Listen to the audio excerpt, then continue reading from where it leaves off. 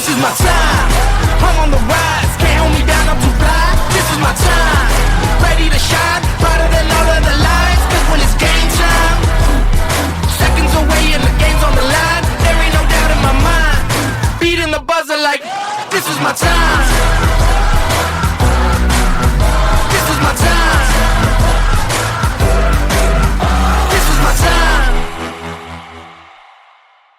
Welcome to your 2's review here on the SDH Network. We'll take you back through the season opener and the home opener for Atlanta United 2 as they went up against Orlando City B in the Atlanta versus Orlando weekend here, starting off with the action at the Fraction in Kennesaw in MLS Next Pro, and then wrapping up on Sunday as the two first teams got together. And you can hear that one, as always, on 92.9 The Game and 929thegame.com and the Odyssey app. But let's take you back to the action on the SDH Network here with the season opener, and it was a chance to get off on the front foot for Steve Cooke and Atlanta United 2, wasting no time. Here's what happened in the 11th minute. Luke Brennan on the sprint, Javi Armas with the close. Here's how Jason called it on the SDH Network. It's Armas all the way over to the right to Luke Brennan. Brennan 1v1 with Cooke. Brennan takes it to the outside, rides off a challenge. Brennan driving into the attacking third, slips it inside to Firmino, drop back to Edwards. Over to Okello, pass forward to Brennan. Brennan into the 18, tripped up from behind. Penalty Atlanta. The combination work from Atlanta, exquisite, and they carve Orlando open. Luke Brennan tripped up from behind, and it's going to be a penalty for Atlanta. Brennan earns it. Javier Armas with the ball in his hands. Jose Carlos Mercado going on a walkabout right now to make Armas think about it. Atlanta United 2, penalty kick by number 86, Javier Armas.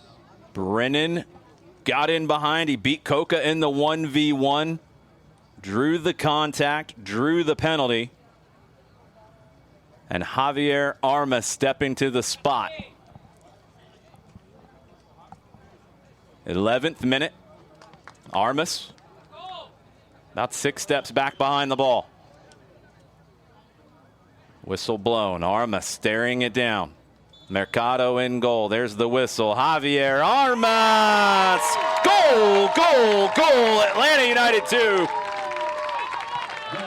Javi Armas gets the 2's off to the lead.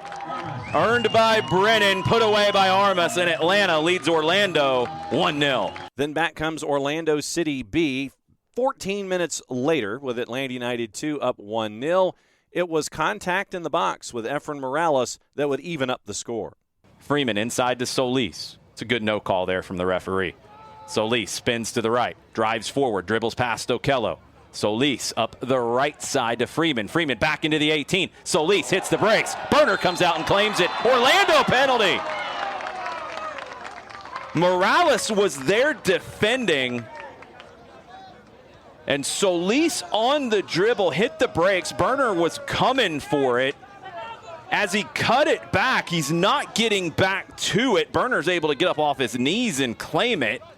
In the cutback, there was contact with Efrain Morales. Solis goes down and gets the penalty. John Solis, the 25-year-old from Colombia, developed at Tolima. Second year with Orlando City B. He had 7 assists last year, 2 goals. An opportunity to level this one in the 26th minute. Solis from the spot. 6 steps back, 2 steps to the left. Burner, the wily veteran, standing on his line, staring him down. Solis walks up to the ball, shoots and scores. Orlando, goal, goal, goal. OCB, 1-1. Derek Etienne Jr., 3 minutes later, would commit a foul just outside the 18, and then one of the top goal scorers in the Sun Belt Conference last year would stand over the free kick, and this would end up being the result for Orlando City B as they would take the lead 2-1. 29th minute, Orlando now feeling the momentum. What we saw from OCB last year, where shape and formation and positions really didn't matter all that much. Thomas Williams stepped in front and intercepted the pass. Brennan went down. Nothing was called. I think it's a good no call. But Williams continued his run from his left center back position to turn into a right winger. And the overload caused Atlanta problems. Rivera draws the free kick out of it. And now Sukata, with his right foot, will take this. Just outside the 18, maybe 21 yards away. Sukata, 5-man wall. Sukata into the back of the net. Goal, goal, goal, Orlando. 2 goals quickly, and the rookie from West Virginia, Yutaro Sukata, with the right foot. Beautiful free kick from Sukata. His first professional goal, and Orlando with a 2-1 lead in the 30th minute. 2-1 at the break, and that would carry over into the early stages of the second half, and it would be some action to the right as you picture the match in your mind's eye, as Orlando City B would go from left to right in the second 45 minutes, and an absolute rocket made it 3-1. Freeman knocked down by Okello. Freeman still on it, top of the 18, cuts back to the right foot, into the 18, stood up by Cobb, slung down by Freeman, cleared, but all the way back and score, Gusky. Goal, goal, goal, OCB. Noah Cobb won the initial challenge with Freeman dribbling into the 18, and it looked like Cobb got slung down by Freeman. His clearance wasn't a good one. It fell to Gusky, and Colin Gusky with a bomb from 25 yards out. 3-1 Orlando. But Atlanta United 2 would not give up, and it would be a little after 90 minutes complete that it would be 3-2 Efren Morales from Eric Centeno. Here's the call on the SDH network. Free kick Atlanta. Orlando sets the line at the top of the 18. It's played short. Armas over to the right to Edwards.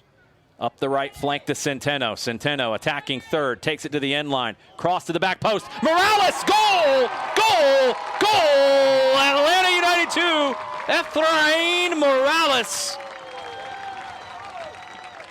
Great cross. Eric Centeno deep in this one. Atlanta's got about 3 minutes to find another one. 3-2 Orlando.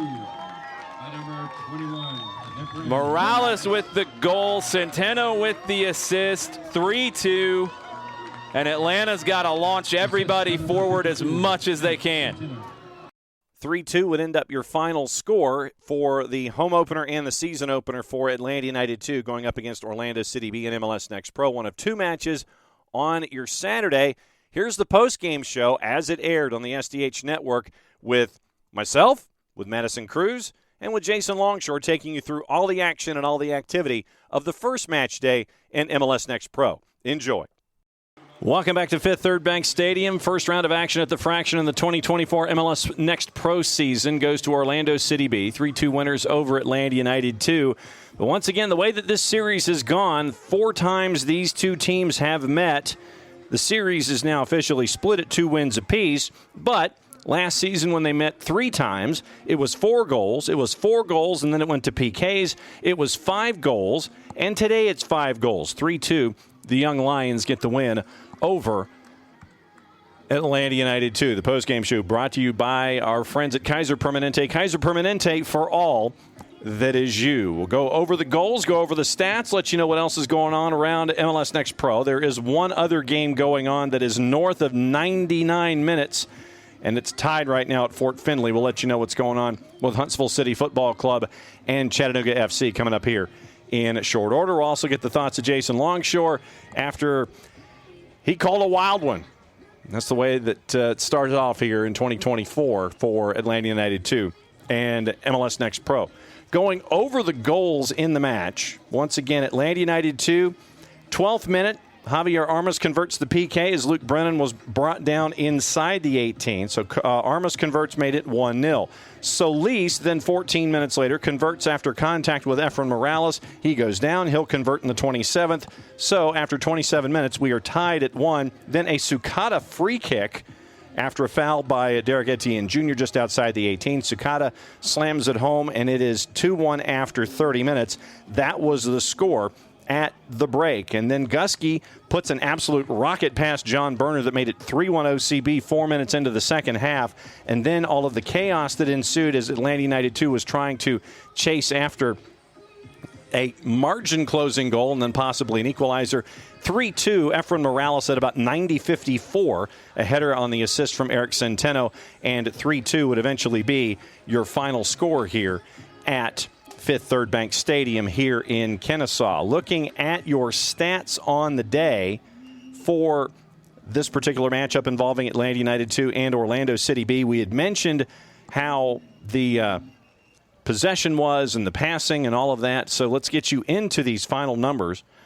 On the day, shots, 20 shots for Atlanta United 2 on the day compared to 5 for Orlando City B. 6 of them on target for Atlanta United 2, half of that number. So 5 shots for Orlando City B, 3 on target. 20 shots for Atlanta United 2, 6 on target. 5 blocks on the day for Atlanta United 2, 1 block credited to Orlando City B. Once again, passes on the day, twice the number for Atlanta United 2 over Orlando City B. Orlando City B just over 250. Atlanta United 2 total passes almost 550 on the day. Passing accuracy a little over 88% for Atlanta United 2, and for OCB it was just under 72%. No corners registered for Orlando City B in the match, and 10 for Atlanta United 2. 19 total crosses on the day for the 2's compared to 1 for OCB.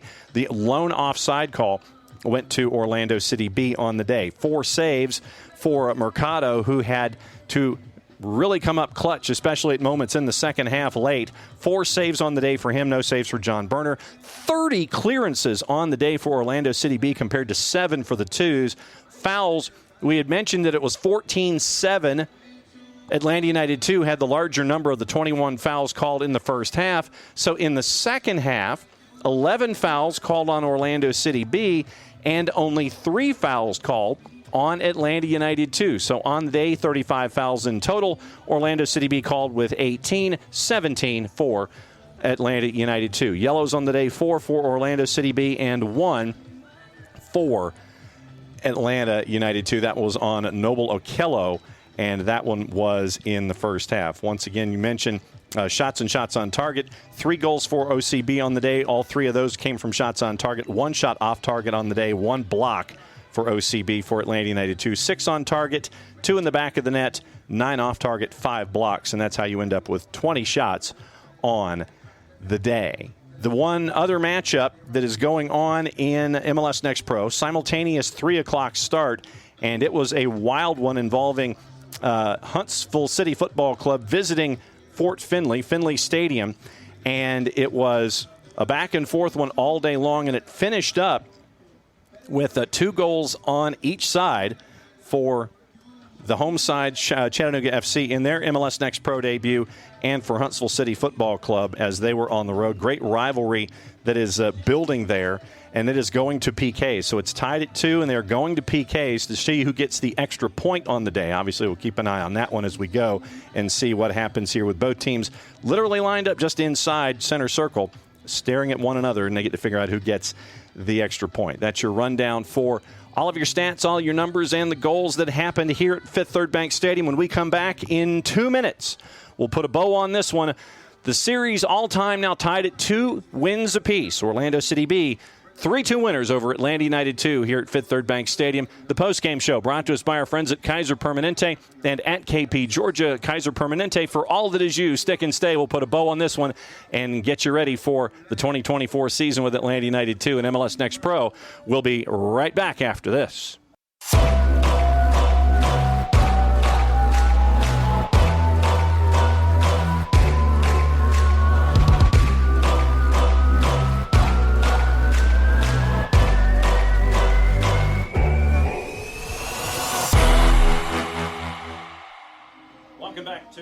Welcome back to the post-game show presented by our friends at Kaiser Permanente and KP Georgia. Kaiser Permanente, for all that is you. Orlando City B, 3-2 winners over Atlanta United 2 up here at the Fraction for match week 1 here in the 2024 MLS Next Pro season. Jason Longshore hopping back in to put his perspective on this one. And Jason, now that you've had the sum total of about, 6 minutes to catch your breath on this one? I guess. So what did you think about the debut for Atlanta United 2 here in 2024? There's going to be a lot to talk about coming out of it. I know Steve Cooke and his staff will have a lot to dig into here. A lot of good, some bad. You give up 3 goals, that's never a good day at the office. You score 2, that is pretty good, but you should have scored more. I think what is going to be the most frustrating element for Steve and his staff is going to be that you scored first and you didn't walk out of here with a result. That's not where you got to be at this point. And it's game 1. And look, especially today, and this is the nature of the 2's. And if you're new to Atlanta United 2 and MLS Next Pro, these are the things that you have to get used to. Nick Firmino has been training with the first team and has been with the first team the whole way. He played 45 minutes today because you might need him on Saturday in Toronto with Thiago Almada away with the Argentine U23s, either from the start or off the bench. You had to get minutes for some first-team players who have not trained or played with the second team in preseason. Efrain Morales has played a little bit with the second team. He was very good today, by the way, not just because he got a goal late. I thought Efrain was really, really strong, and the continued development of Morales has been a joy to watch. Derek Etienne played 45. You know, you had to get guys minutes that haven't been with the 2's very much in 2024. And I think some of the disjointedness was because of that. But you know, what you take out of this for me is the continued fight. I think the commitment to a style of play. And it's a little different, you know, and I think this is something that we talk about a lot when you dig into Atlanta United's identity. And I say Atlanta United as a whole intentionally because the academy teams will want to play in this way. The second team wants to play in this way. The first team wants to play in this way.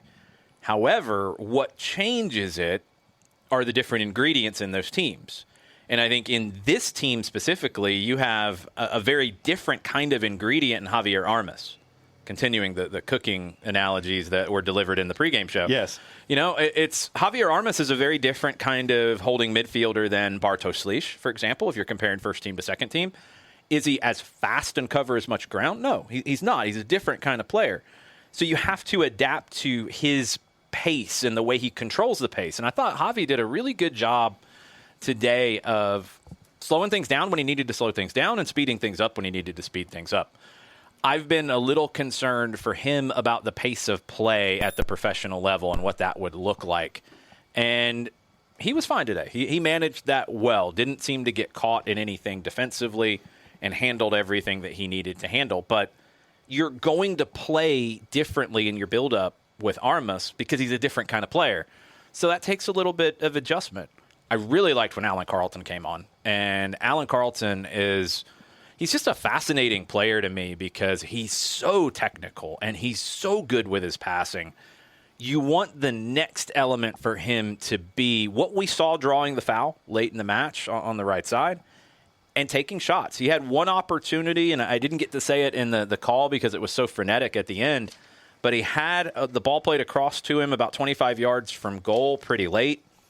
Put your laces through it and just rifle that one at the goal because he's got that ability, and he's always looking for the pass. And that's a great quality to have. But the next level for him is that individual brilliance that he has in him. He's a very, very interesting prospect for the next level. He's still got to continue to grow a little bit, and we've seen this over the years with the young players coming up from the academy and the young players coming into the 2's and what that process looks like. And Efrain Morales is a prime example, a player who physically grew very quickly in height and continued to grow, and that caused him some injury issues. Other players we've seen, and Caleb Wiley was one, George Bello back in the day was another, where as you're growing, your body's changing, and you just have injuries. I'm a little, I don't want to say overuse in the normal sense, but it's just usage as a young athlete, and this is what whether we're talking high school, youth, college, young professionals, you have to manage. And I had this conversation with Gonzalo Pineda a little bit yesterday about it in terms of Wiley's development. Young guys have different issues with like their core muscles specifically. And some guys don't have as much. Some guys, like, it's very hard on them the more that they play and play games and train. And it's not from an overuse perspective, because these guys are like constantly checked on how many minutes they play and how much they run and all that. It's just any use as an athlete at a young age can be difficult. Different bodies are different. And I think Allen is at that next step. Does he continue to grow a little bit? He's 18 now. He's got a future as a pro player. Does he have a future as an MLS player? That's what this year, I think, will help determine. So a lot of good things out of this, but still a lot of questions coming out of today. Good kinds of questions. Unfortunately, you don't get any points to show for a good effort, but not a good enough effort against Orlando City B. Yeah, one of the other players that really impressed me today in his debut was Daniel Russo. With the minutes that he starts out on the front, ends up with more substitutions, ends up playing back. But I was really impressed with what I saw from Daniel Russo today. Yeah, look, that's something you have when you have McFadden and Russo on the same side, because, I mean, one, you have that Notre Dame connection. They probably share a language at this point. Yeah. And, the day before St. Patrick's Day, we get the two Fighting Irish players on the left side, working things out. But then when McFadden left and Russo dropped back, he was still dangerous getting forward. Both are of the same profile, and we've seen this before with John Gallagher, another Notre Dame attacker converted into a fullback. It's worked out well for Gallagher, for McFadden. Can Russo be the next one? The defensive side is what we need to see more in general today. Look, he wasn't really tested as much because Orlando started to drop guys behind the ball, and they really weren't running at the fullbacks for Atlanta. But Russo's service with his left foot, the attacking instincts, all very, very good. Can he continue to do it at the pro level? We saw the goal from Sukata today, and a player that I was really high on coming into the day. Got a chance to see him just tear Georgia State apart in the Sun Belt last year. Can he do it game after game? Can Russo do it game after game? The college game, it's a short season. You might play 20 games in a season, but you're not training in the same way. You're pretty much playing recovering, because you're playing 2 games a week pretty consistently for your whole season. So how those guys handle that, and it's not the rookie wall that we talk about with like college basketball players who play a 30-game or so season and then go into an 82 in the NBA. That one is pretty consistent. You can look at it and like nail it down. 20 games to 30 at the pro level, that doesn't feel like much, but it's the way those 20 are played. You're playing 20 in a period of time where at the pro level, you might play 10. And you're not training day after day and having to bring it in training. So it's a different mentality all the way around. I like what Russo showed today. I think this was his best performance that we've seen so far since he came to Atlanta, and I hope he can continue to build on it.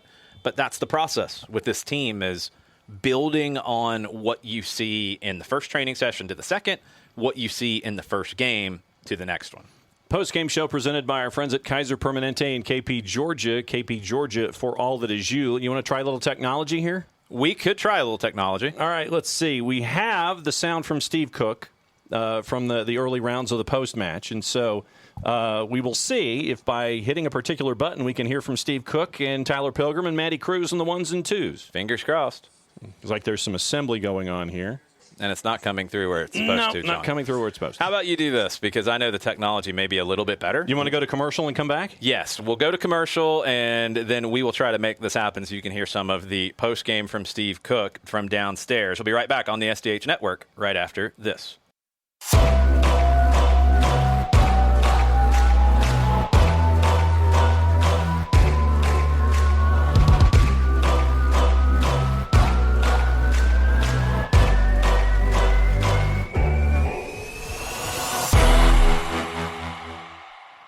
Welcome back to the post-game show presented by Kaiser Permanente. Kaiser Permanente, for all that is you, here at Atlanta United 2 in their 2024 MLS Next Pro debut, losing to Orlando City B here in Kennesaw by the final of 3-2.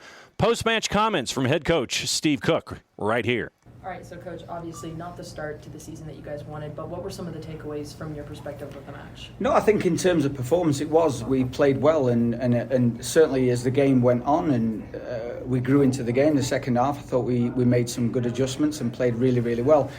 The story of the game is that they got a penalty kick, which I don't think was. That's, for me, a bad mistake by the ref, but that's fine. And then they've scored a free kick, top corner. No, you could have had two goalkeepers, it wouldn't have been saved. And then the third goal is an absolute bomb from 25 yards, and credit to the young man, he scored an absolute worldie from that distance. So we've got two in good positions, and certainly the one thing that really I take away is that the fight from the players. I think we could have had 5 or 6 in the second half. We caused so many problems on crosses, we caused so many problems getting the ball in the box, but we didn't test the keeper enough. And really the story is that it was the centre-back who scored, and other players who have been pushed on to create the chances, and I think someday you need somebody who's going to put the ball in the back of the net. We did enough to win the game, I think, but that's football, and sometimes you have to take it and move on.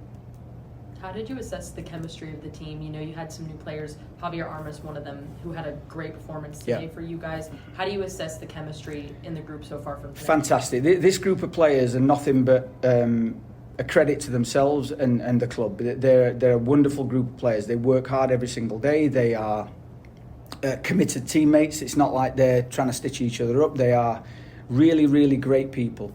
And that character is what will take us forward in the season. It won't be today a result that we worry about. It'll be, are we on the right track with performance? Are we on the right track with the attitude of the players? And I think for me, certainly, the attitude was fantastic. The fitness looked decent.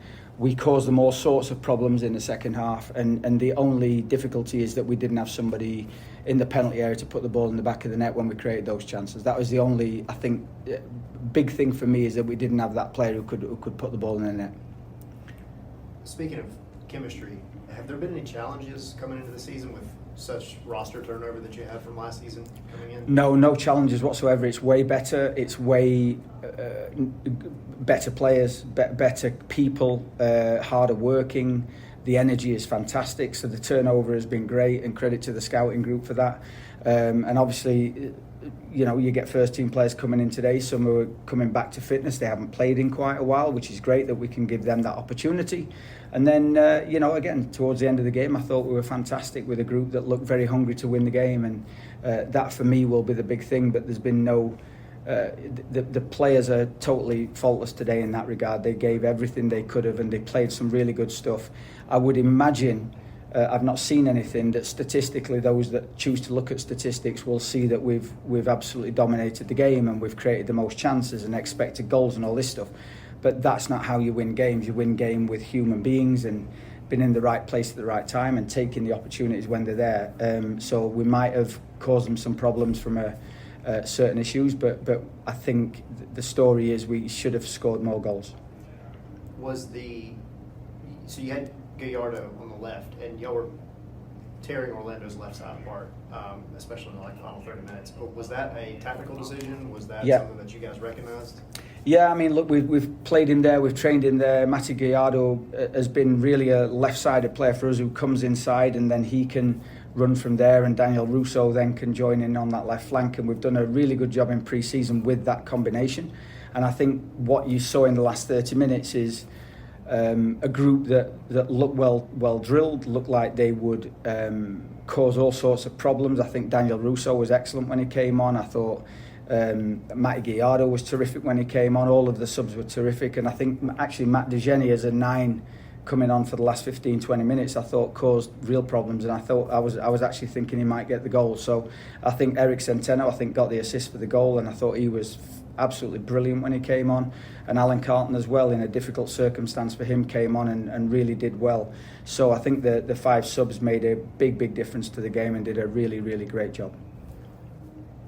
Now, looking ahead to the next match, what will you guys be working on kind of going forward to try and see better results, even though this was a fight and you guys did produce very great stuff on the field. Yeah. So how are you going to take that, what you did today, and move it on to the next game? Yeah, it's always that. Obviously, we haven't seen the game back, and this is just a thought based on really not a lot of information other than what I've just witnessed. It will be reinforcing the great things that we did today. And again, we had so many crosses, we had so many opportunities to get in the box and score. And that will probably be something that we have to learn from and take away. And also, probably early in the game, too many little fouls, and obviously we gave the penalty kick away and we gave the free kick away for the goal in the top corner. I don't think normally they're things that aren't happening. The 2 goals in the top corner usually aren't happening. There's a 1 in hundreds chances that those going in. So I think generally we're very, very pleased with the players. We're very, very pleased with the performance. But again, you have to keep pushing and making sure that you do everything that you can do to win the games and find the way to win. And today I don't think we can honestly say that we were good enough in front of goal to get that, But having said that, we caused enough problems for them that we could have scored, and we didn't. And that's what probably we're going to have to look at for next week. Thank you. Head coach Steve Cooke for Atlanta United 2. Matty Cruz now back upstairs here on the postgame show. So your takeaways from catching up with head coach Steve Cooke there for about 6 minutes. Yeah, I mean, he was just very upfront, very honest about the game, It was one of those things where the team did play well. There was moments, small inconsistencies, things that were just out of their control. But, it's cleaning up those inconsistencies, going into the next match and fixing up those small things. And he heavily mentioned to relying on the final third. They had players getting up in there, getting in the box, creating crosses, chances, but just no one was able to put it in the back of the net. So that's something that they need to work on going in to this next game, especially when they face off against Carolina Core next Sunday. All right, so who else did you catch up with? We also caught up with the captain, Matt Edwards, and we kind of asked him a little bit about his first game as captain and kind of the challenges with that. All right, so Matt, your first game as captain, how are you feeling? What were your thoughts on the field? First thought as captain, what were your overall thoughts? It's an adjustment for sure. I guess this is my first game as a captain in a while. Just adjusting to the level. It's definitely a different level than college, and I needed to adjust. Second half was better in terms of adjusting, but I think my role I need to be more vocal as a captain, push the team, keep pushing the team, and that's the only way I think we're going to get results this year. How was the chemistry on the field during the game today? What did you notice? Today it was pretty good. We had a couple of players come down from the first team, so it was an adjustment for sure. But the chemistry obviously is always there, especially on the ball. We just need to work on it off the ball and making sure we're all gelling together defensively. That's the only thing that's going to win us games. When you have some of the first team players that come down and play with you guys, how is that adjustment like, and how do you guys kind of overcome that sort of challenge when you guys have that connection coming in? Good thing all the guys that come down have quality, so it's easy for them. And first team is always implementing a play style in second team, so it's easy to adjust that way. Obviously, they come in later in the week, so it takes them a while to adjust to what our plans were the whole week, but I think they do a great job of it. It's definitely hard. That's why second half I think we kind of gelled better because we had time to adjust. So I think it definitely is a challenge, but it's something we can overcome for sure. And so as a captain, when you have the 5 subs that come on, how does that change up your role as the captain in that second half? I think just making sure they're on board with the momentum, making sure they're ready to go, making sure that they know their roles, and that's the most important thing. All the guys that came on, we've been playing preseason with them, so they know their roles, but making sure they're up for the challenge because it was a challenging game for sure. And speaking of the chemistry, the overall chemistry, I think, from the group, what has that been like just leading up to this first match of the season? Obviously, we had a really good preseason. All the guys gelled together really well in preseason. So our chemistry is really good. Obviously, defensively, we need to work on a couple of things, and I think we can adjust that in training this week, and it will be good. And then can you just kind of, you touched on, obviously, totally different game playing college to here, but what are some of those little differences that you noticed just being out there on the pitch? I think just better attacking players for sure, better dribblers. I think college is a lot more physical, so it's different type of dribblers. I think part of my game I need to work on, obviously, is just dealing with the tricky dribblers. So I guess that's the biggest difference, I think, is the tricky ones, because, like I said, it's a bunch of physical guys in college. So I think that's the biggest adjustment for me, for sure. Captain Matthew Edwards on the postgame show, and it's a full house to wrap things up here one last time. So, Maddie, your takeaways from catching up with Cap. I mean, one thing that I loved about that conversation with Matt Edwards was just how honest he was about what he needs to do for the team, and I think that says a lot about who he's going to be as a captain. You know, he's focused on the team, but he also takes the time and knows what he needs to do better in order to make this team at the higher level. And I think he's going to be a great captain. I'm excited to see what he does throughout the rest of the season. He already is a presence in the back line, and he's already doing a great job being a vocal leader on the squad. Jason, one last time, thoughts from you about what you heard from Steve Cooke and Matthew Edwards? Yeah, I'll actually talk about Edwards a little bit because I thought early on he was struggling with the tricky dribblers, but he adjusted and he dealt with it better. Early on, Orlando was getting past him on the outside too often, but he had a good conclusion to the match after maybe a little bit of a shaky first 15 minutes or so. Pro debut, I know he'd played for Atlanta United 2 before, but that was a long time ago when he was still in the academy. It's a different set of expectations when you're on a pro contract. It's a different set of expectations when you're wearing the captain's armband. And I thought Edwards adjusted really well. For me, the next step in his game is being able to contribute in the attacking half, contribute with the ball at his feet. And that just comes with time. He's a player who can play as a center back, he can play as a left back, he can play as a right back, and he'll probably play all of those at various points for Atlanta United through the season. But where he can impact games with the ball at his feet, that's when he goes from being a good professional to a potential first-team professional. Final score once again here from Fifth Third Bank Stadium. Action that the fraction starts for 2024 here in MLS Next Pro. Orlando City B 3-2 winners over Atlanta United 2. We'll be back here in 8 days' time next Sunday, and it will be a visit from one of the new teams in MLS Next Pro, independent owners, Carolina Core, visiting Fifth Third Bank Stadium for match number 2 for Atlanta United 2 here in 2024. So for Matty Cruz, who was on the 1s and 2s, great hustle. You can recover from the lactic acidosis going up and down the steps and getting everything back here in time.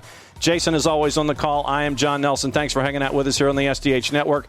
All season long, you get to hear Atlanta United 2 right here. SoccerDownHere.mixlr.com, SoccerDownHere.mixlr.com. That's the live place. Everything archived for podcast later here on the SDH Network. Play it safe, everybody. Mucha Platiel. I'll be back with you in 8 days' time for Atlanta United 2 on the SDH Network. This is my time. I'm on the rise. Can't hold me down, I'm too fly. This is my time. Ready to shine. Brighter than all of the lights. Cause when it's game time, seconds away and the game's on the line. There ain't no doubt in my mind. Beating the buzzer like, this is my time. This is my time.